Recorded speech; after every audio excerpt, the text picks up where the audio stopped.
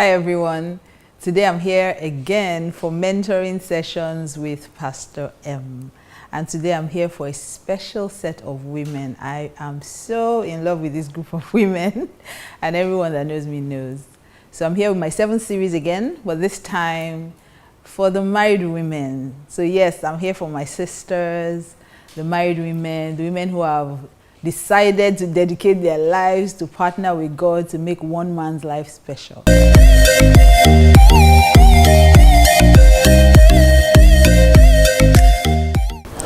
So today I'm still going to be talking about mistakes that we make, but this time 7 mistakes that married women make. Let me do a disclaimer. Everything I'm going to say to you today is going to be said from a place of love. I'm with you. I feel you. I know what you're going through. I know the decisions you've made. So everything I say, please don't be angry. Just take what you need to take, and let's still be friends after this. Okay, so I'm going to start with number 1. Number 1 is thinking that you are the project. Yes, so the first mistake that married women make is thinking that we are the project. Thinking that you are the project. That's the very first mistake. And I can't really blame you, to be honest. Some of these things, even if I speak in the third person, realize that I'm also talking about myself. I can't really blame you. Some of these things are mistakes I also made. So I understand what it's like to get married and think that, you know, everything is going to be about you, because I mean from the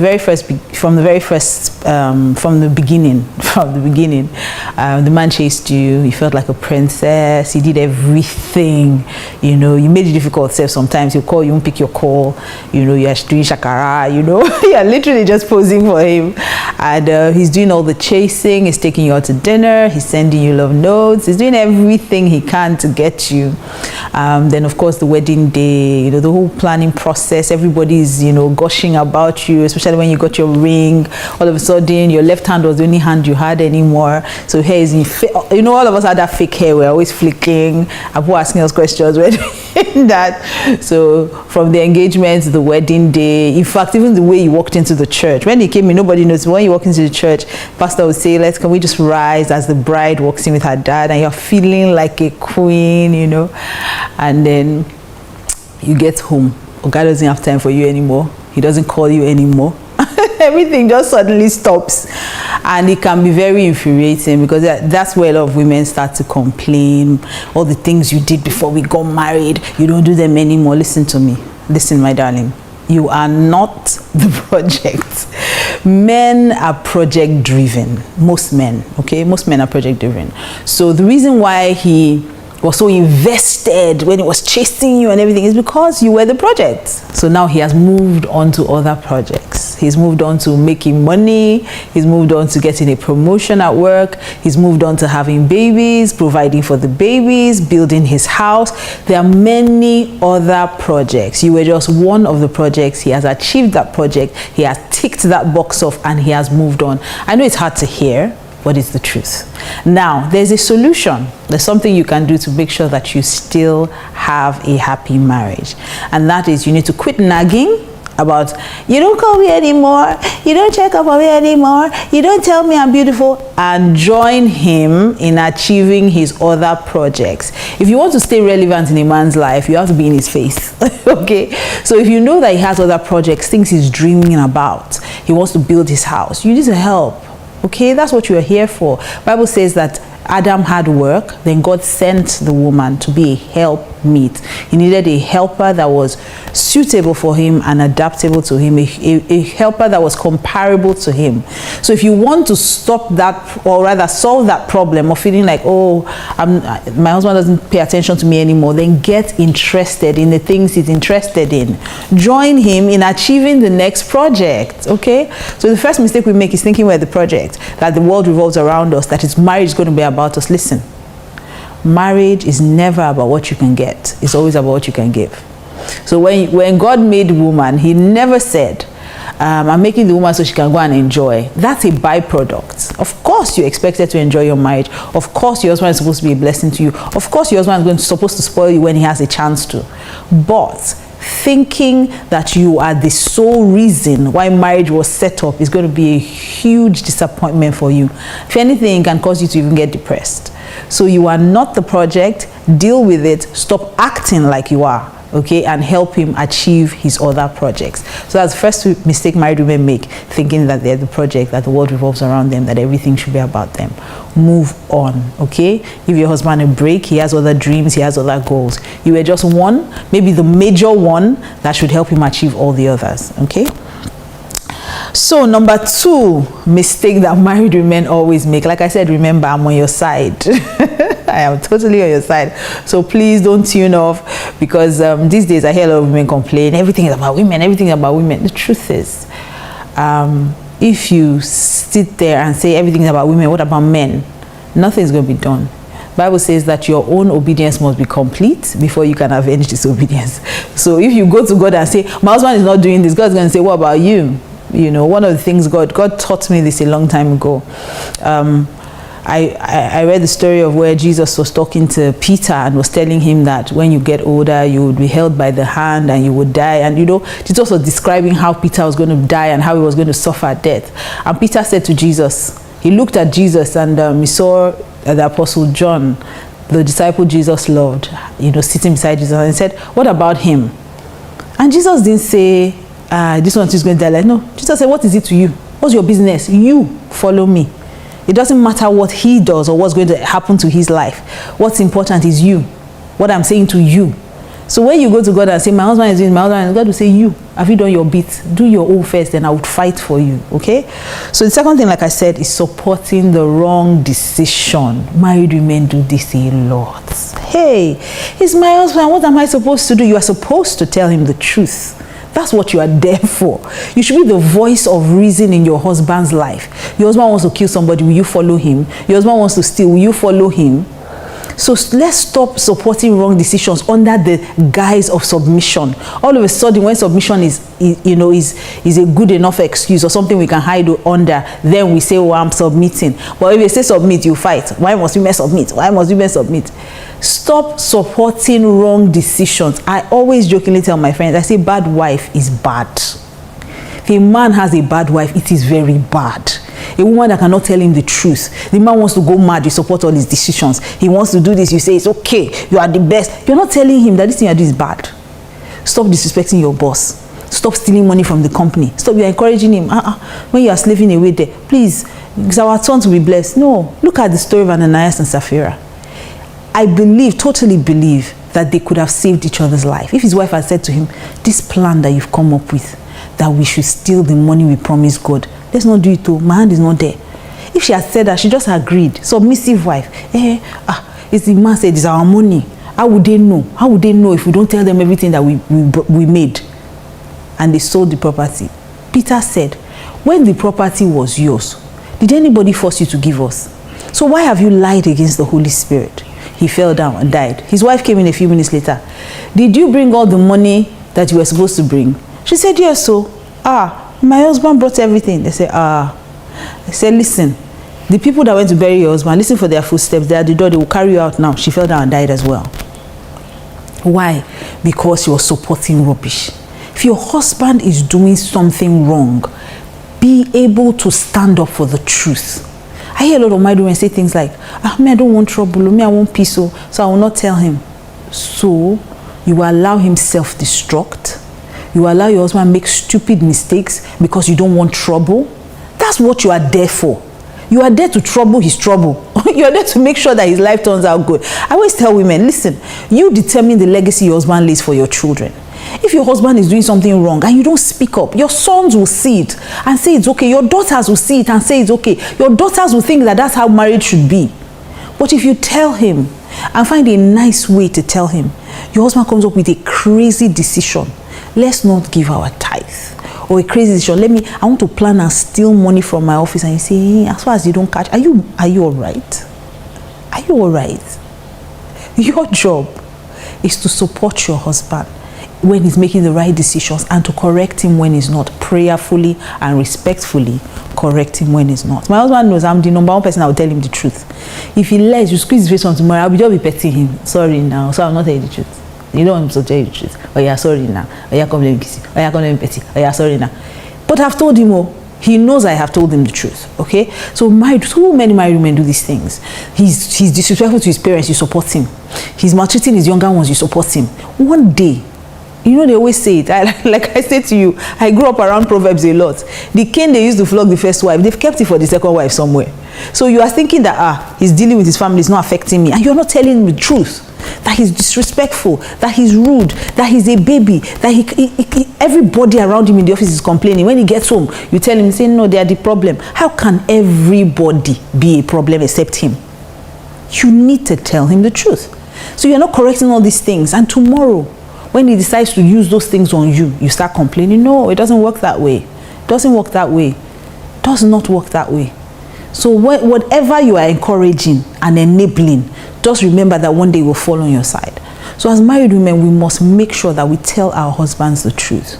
We must be the voice of reason. Like I said, you must be respectful, you must be prayerful, but you must always speak up for the truth. You must always speak up for the truth. So don't support your husband when he's doing the wrong thing. The third mistake that married women make is the mistake of familiarity. Hey, and this one, everybody is guilty, even me. Let me tell you the truth now, even me. And you know why? It's so easy to fall into that sin of familiarity or that mistake, because you are the one person that sees your husband at his lowest, when he's in his boxers, when he has not brushed his teeth, when he has not had a bath. So he can be a king outside, but when he comes, he's just a boy. You know, just a boy. So you've seen him at his weakest, when he's sick and he's crying like a baby, or when you've seen him at every single point, as in, like Nigerians will say, that's not to see finish. You know, and that's exactly what happens. A lot of times, because you've been married to this man for a while, you've seen every side to him, then you forget that you should honor him as your king and as your husband. So you speak to him anyhow, he annoys you, shout at him, things you would probably not do before you got married. When you get married, you say, what? I've been managing this thing, so I can't take it anymore. No. It's a huge mistake. You know why? Because respect is one of the major needs of every man. Every single man needs respect. Every man wants to be the king of his castle. And the truth is, the king must be venerated. He must be worshipped. Anytime, every single man that I know, every single man wants to be king of his castle. So you can't tell a man in his own house, you just come and you're shouting at him, screaming at him. Every man wants to be treated like a king. And I've learned that if you treat a man like a king, he will treat you like a queen. So most times, because we feel that this man, I've lived with him since I know him, I can talk to him, we forget that God is the one watching when it comes to marriage. Let me give you an example. When I learned this lesson early in marriage. My husband did something, I think it was the first year. Yeah, must have been the first year of our marriage. My husband did something, can't remember what it was, but it mustn't have been anything too serious. But I was upset. So I went to my prayer room and I was praying. Okay, let me be honest. I was supposed to be praying. I was complaining. So I was there complaining. God, I'm not going to take this. And I don't know if it was the first time. Maybe the first time in our marriage, I literally heard the audible voice of God. How dare you? How dare you? It's because I gave you my son. I ran out, I've told this story many times. I ran out of the bedroom like somebody was chasing me. I'm like, what? It's like, you must treat him with honor. Do you understand, first of all, that this is your man of God? I said, okay, see why I didn't want to marry pastor. I don't like problem. But I learned over time that no matter how angry I am with my husband, he can attest to this. No matter how angry I am with my husband, I must first treat him with honor and with respect. I have never, in the 15 years we've been married, I have never raised my voice at him. Has he done things that have annoyed me? Yes. Has he done things that make me even want to disrespect him? Of course. Has he made things that make me want to humiliate him? Are you kidding me? If you're a married woman, you know that you've experienced every side to a man. There are times where you just want to just press him and let him just press him, you know. They can very annoying, to be honest. I can't lie to you. And the truth is that even though he's all these things, he's still my head. He's still my pastor. I tell women every time, you must learn to respect your husband the same way you would respect your pastor. A lot of women who, I'm talking Christian women now, a lot of Christian women respect their pastors. No matter what the pastor says, they will say, yes, sir. They will kneel down, yes, sir. Oh, yes, sir. They will, literally be bowing and, literally almost worshiping the pastor. Meanwhile, when you get home, your husband says something, you shout at him disrespectfully that what? You are talking. But this is your own pastor at home. So the same way you would honor your pastor, you should honor your husband the same way. Same way you honor your father, you will honor your husband the same way. My husband is my pastor, so some other women have it easy.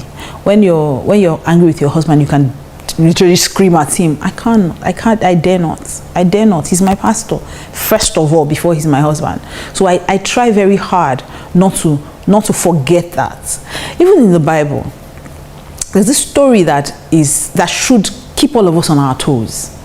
The story of Esther doesn't start from Esther. It starts from a queen called Vashti. Now, Queen Vashti was married to the king, and the king was in charge of all the nations in the east. He was such a great king, King Ahasuerus. He was such a great king. And he was throwing a banquet, and he had thrown his banquet for days, months, So his wife too was throwing her own banquet. I mean, she was a queen in her own right. So in her palace, she was hosting her own parties. And then the king sent for her. And she sent a message back to him that she's not coming. At first, I read that story the way everyone reads the story. I just read it and she said she's not coming. The king got angry and said, oh, he wants another. And then the wise men advised him, get another wife, banish Vashti, because if other women see that they can treat the king like that, they will all think they can treat their husbands like that. So the king banished her, and after a while he was sad he did, but he wanted a new wife. They just said, let's bring Esther, and Esther replaced Vashti. I've read that story many times, and I read it in favor of Esther, that God just wanted to favor of Esther. Listen. If Vashti did not misbehave, there would be no position for Esther. Esther would have married somebody else. And maybe God would have given her someone of honor. But Vashti misbehaved. Vashti, it was this, that familiarity. She too had gotten to the point where me too, I'm a queen. The king is sending for me too, I'm a queen, so I can decide. No. The king made up his mind at that point to replace her. So your husband may not replace you by marrying another wife, but he may replace you in his heart. So he's not talking to you about very important things. He's not talking to you about sensitive things. You now notice that he's talking more to his friends. He's talking to his brothers. He's talking to his siblings. He's talking to his extended other family members, but he's not talking to you. Check your heart. If you have been treating him with disrespect, a man will simply log out. If he's even a good man, he might not marry someone else. I know some evil men that will just move on. They will Vashti you, banish you, and go and look for an Esther, one small fine girl that they can just replace you with. I'm trusting God that your husband is not that kind, but I'm talking about men who are even Christian and godly. They will just log out. They say anything they want to tell you, shout at them, talk to them anyhow. Men hate disrespect, and that is the mistake married women make. They disrespect their husbands constantly. No matter how annoying your husband is, no matter what you want to tell him, there must be a way you can tell him respectfully and prayerfully. Okay, so the next mistake that married women make. This one we're all guilty. So I'm going to look at myself as I'm looking at you. Okay. The next one, number 4, not taking care of ourselves. Let me speak in the verse. Not taking care of ourselves. Married women are the most guilty of this. Not taking care of yourself. Now, this thing is on 2 levels.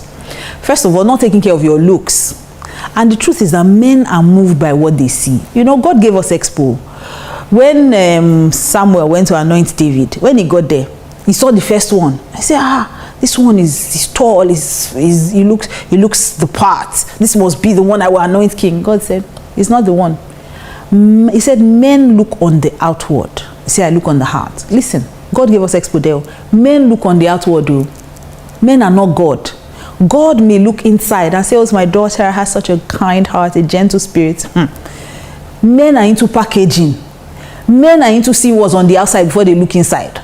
They must first be attractive to them. Men are moved by what they see. They are not God. It's God who looks at the heart. A man looks at the outward appearance. A lot of women get married and relax.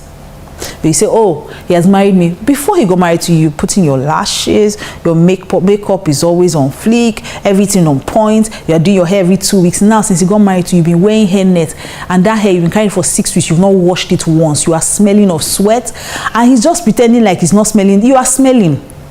If you need to smell your hair, say, honey, is my hair smelling? If you ask your husband, smelling, I'm telling you, he can't tell you smelling, but it's smelling. Wash your hair. Even if you're wearing a wig, please, the hair under the wig. We can't see the tracks anymore. The tracks for the cornrow. Everything has merged together. It's now no longer cornrows. It's now farmland, grassland. I don't even know what else to call it. That has merged. The hair you are not doing, you're not washing your hair. By 3 p.m. you have not brushed your teeth since morning. You're walking about with wrapper on your chest. Help him. I know your husband is born again. Oh, my husband is born again. My husband can never cheat on me. Thank you. But must he be under punishment? Thank you that he will not cheat on you. But can't you make it easy for him not to cheat on you? Can't you help the man? So especially in this recent lockdown, it has been amazing. I did a Zoom call with married women weeks ago, and I asked everyone to come put their cameras on. I almost passed on. I said, wait. Is this what the men are seeing? Ladies, wash your hair today. Please help me put on makeup. I started screaming. They were laughing. They said, Pastor, you was coming. I was like, you cannot see yourselves. Can you see yourselves? No, you've not had your bath. You've not combed your hair. You're all wearing shower cap. Some of you have face masks on. Some of you have not face masks, facial masks. No, so the Shelly, Nixodem. You rub all those things up, you're white, and you're walking about everywhere. You've not brushed your teeth in the afternoon. You're walking about. You are smelling. And the man not saying anything because he knows that if he says it now, you will nag, you will cry. He doesn't want trouble. So he's keeping quiet. But me, I am ready for your trouble. Go have your bath. Stand up from watching this thing. Yes. Pause it. I'll come back. I'll be here. Pause me.